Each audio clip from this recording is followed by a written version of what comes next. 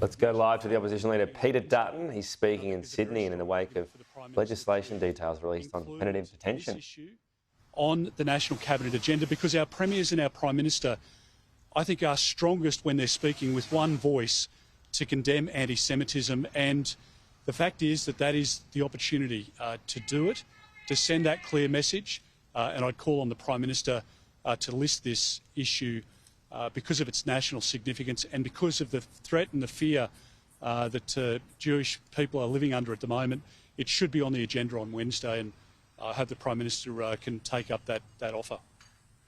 Can I just say, just on a couple of other issues as well, look, we've seen a complete circus from the government in relation to national security. Over the last couple of weeks, we've seen a boat arrive hitting our shores. We've seen two ministers in Clare and Andrew Giles, not a clue between them in terms of what they should do to legislate and to deal with a very significant issue. We're now up to close to 150 people who are serious criminals, who are not Australian citizens, but have been released into the community, and unnecessarily so.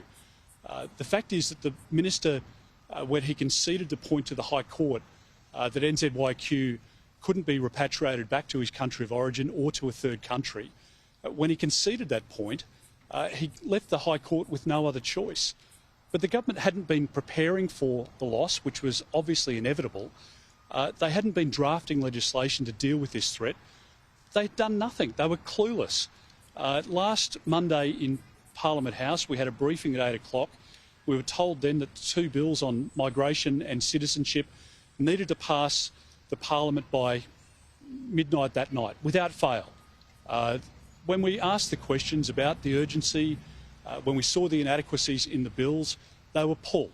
And they've been worked on over the course of the last week, and we're in negotiations with the government at the moment, and briefings have been provided to us as we speak, actually, to Michaelia Cash and Dan Tian and my Chief of Staff and some of our legally trained people to go through what the government's proposing. And I've always supported strong national security measures, and if the government has adequate measures to keep Australians safe, then we will support those measures, and we'll see what they have to say. I'm happy to take any questions. Well, let's have a look at the detail, but we'll support bills which keep Australians safe. But we're not going to have a situation where the government just at the last minute drafts these bills overnight.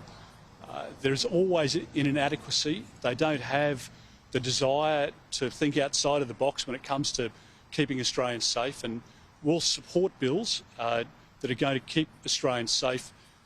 If we see a bad bill, we're not going to support it. If there are amendments that we can make to try and improve a piece of legislation, then we'll do that constructively as well. What sort of specific provisions would you be looking to see in that bill to get you over the line, and what sort of amendments do you have in mind? Well, we need it to be constitutionally sound, James. We need to make sure that the government has given it proper consideration, because if not, they'll end back up in the High Court. And with Minister Giles and with Minister O'Neill, you just don't know what disaster is next. And the sad reality of their inaction, of their inadequacies, of their hopelessness, is that some of these offenders are likely to re-offend. And we're talking about pedophiles, people who have committed rape, people who have committed murder, and other serious offences against Australian citizens. And it turns out that the government didn't need to release these people into the community. And that should cause Australians great concern. And it's why I think a lot of people are looking at the Prime Minister at the moment just wondering what on earth happened to the Anthony Albanese that they voted for in May of 2022.